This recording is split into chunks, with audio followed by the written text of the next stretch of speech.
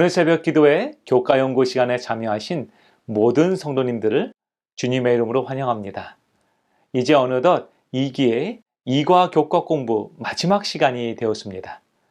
우리는 이번 한 주일 동안 요한계시록 14장에 나오는 세 천사의 기별과 우리를 맞이하러 나오시는 인자 되신 우리 예수님에 관한 예언을 함께 연구했습니다. 우리가 함께 예언을 연구했는데요. 이 예언을 다른 말로 표현한다면 여러분들은 어떻게 표현하시겠습니까? 저는 이 예언을 다른 말로 표현한다면 그것은 반드시 이루어질 약속이라고 말하고 싶습니다. 우리는 사람들이 하는 약속들을 예언이라고 말하지 않습니다. 그 이유는 사람들의 약속은 매우 불완전하기 때문입니다. 사람은 그 약속을 하면서 언제든지 그 약속이 깨질지 모르는 위험 가운데 있습니다. 하지만 하나님의 약속은, 즉 그분의 언약은 다릅니다. 지금 우리의 눈에는 그것이 이루어지지 않는 것처럼 보이지만 하나님께서는 그분이 정해놓으신 그 시간에 반드시 그분의 일을 이루실 것입니다. 그래서 우리는 그 하나님의 약속을 예언이라고 말하는 것이죠. 현재는 일어나지 않았지만 우리 주님께서 약속하신 대로 반드시 이루실 그때를 기다리는 것입니다. 그렇기 때문에 우리는 이 예언을 연구할 때 반드시 성령님의 인도하심을 간구해야 하며 기도로 인도함을 받아야 합니다. 그래서 우리를 위해서 하늘에 준비된 지혜를 얻어야 하는 것이죠.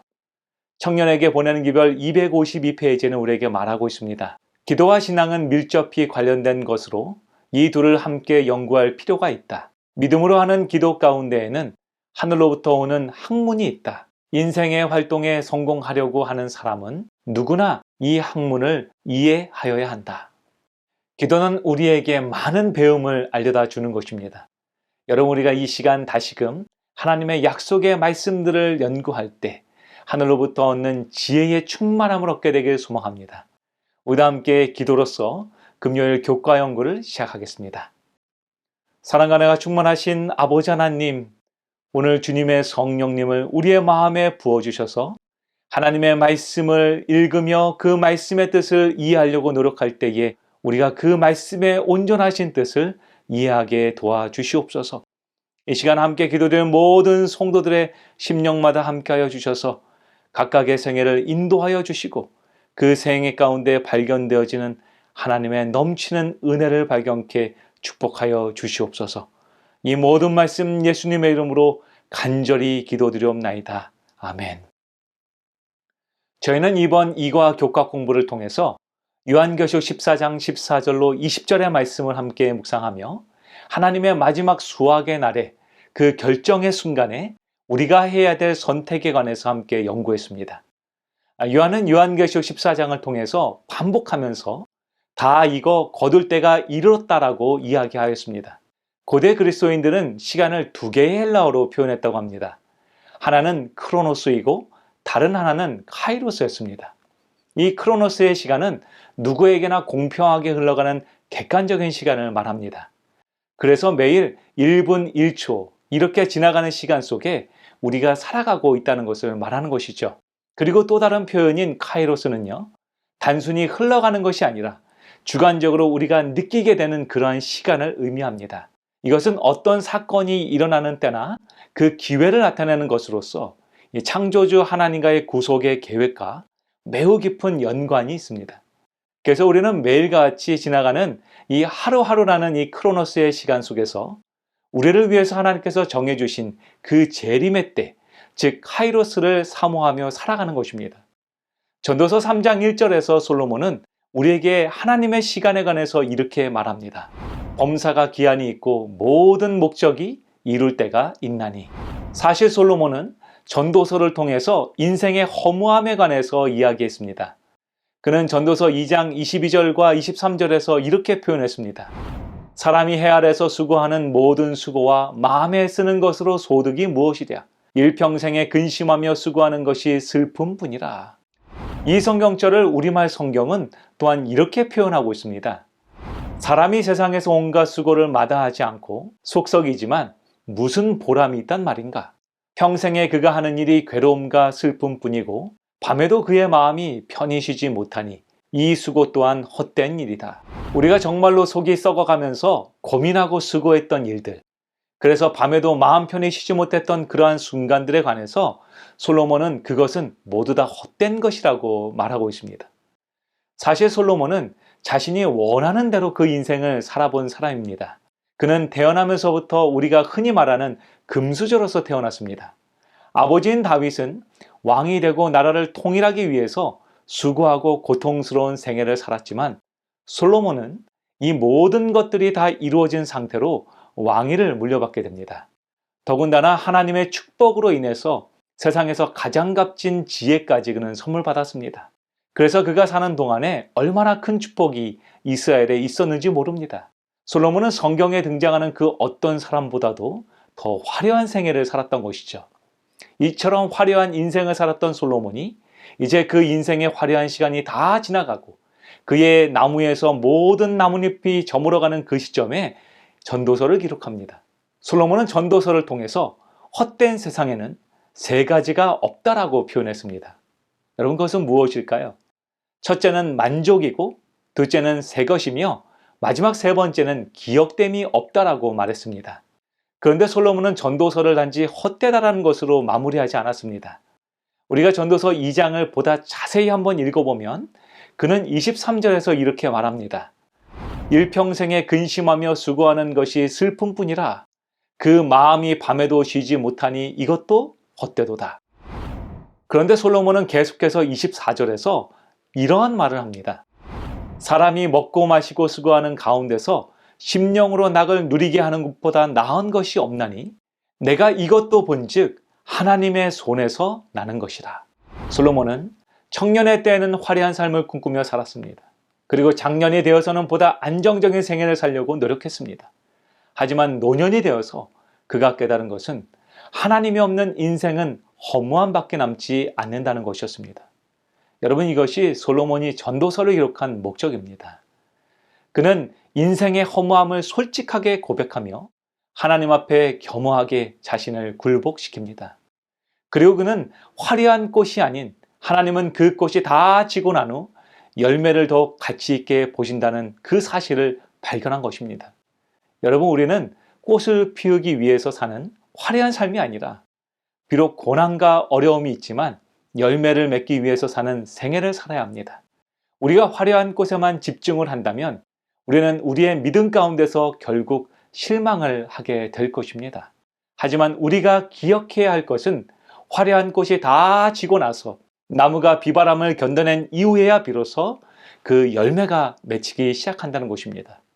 여러분, 이처럼 우리의 신앙도 그와 같습니다.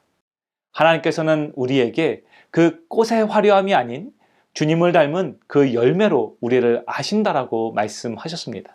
그래서 우리가 그 열매를 들고 주님께 나오기를 우리 주님은 원하고 계십니다. 그렇다면 여러분, 성경은 우리가 어떻게 해서 열매 맺는 생애를 살 수 있다라고 가르치고 있을까요? 요한복음 15장 4절로 5절은 이렇게 말하고 있습니다. 내 안에 거하라. 나도 너희 안에 거하리라. 가지가 포도나무에 붙어 있지 아니하면 스스로 열매를 맺을 수 없음같이 너희도 내 안에 있지 아니하면 그러하리라. 나는 포도나무요 너희는 가지라. 그가 내 안에 내가 그 안에 거하면 사람이 열매를 많이 맺나니 나를 떠나서는 너희가 아무것도 할 수 없습니다. 예수님께서는 우리는 절대로 스스로 열매를 맺을 수 없는 죄의 본성을 지닌 사람들이라고 말씀하고 계십니다. 그렇기 때문에 죄인인 우리가 열매를 맺는 유일한 방법은 오직 참된 포도나무 되시는 예수님 안에 거하는 것이라고 말씀하시죠. 그리고 우리 주님은 우리에게 그 열매 맺는 생애를 그분의 생애를 통해서 직접 보여주셨습니다. 고린도전서 15장 20절은 이렇게 말하고 있습니다. 그러나 이제 그리스도께서 죽은 자 가운데서 다시 살아나사 잠자는 자들의 첫 열매가 되셨도다. 사도 바울은 우리 주님께서 우리의 첫 열매가 되셨다라고 우리에게 가르치고 있습니다. 여러분, 맞습니다.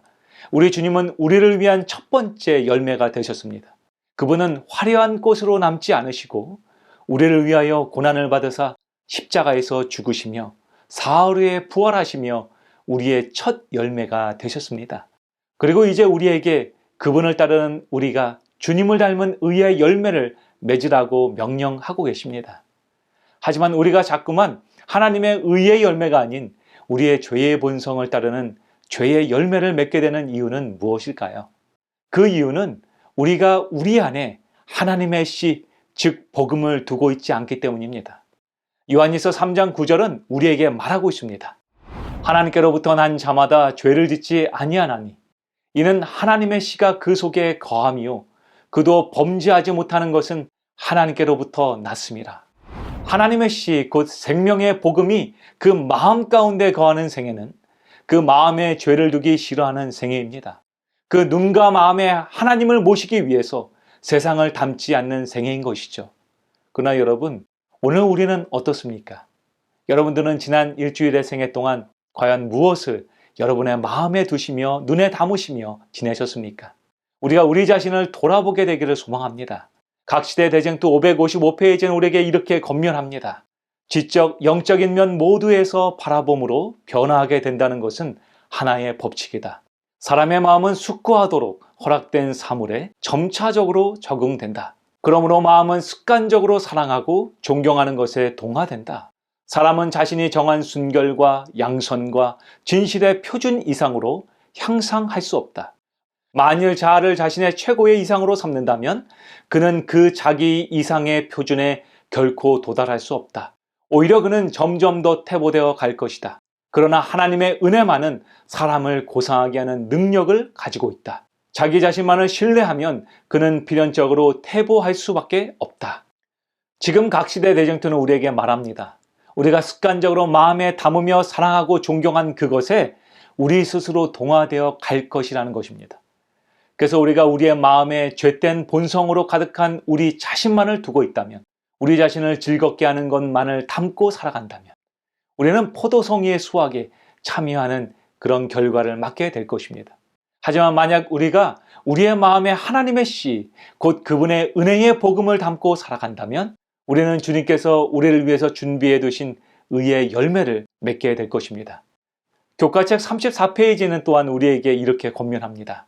처음에 눈에 띄지 않고 거의 알아차릴 수 없는 만큼이지만 우리의 인격과 품성은 마음에 뿌리는 씨앗에 따라 달라진다.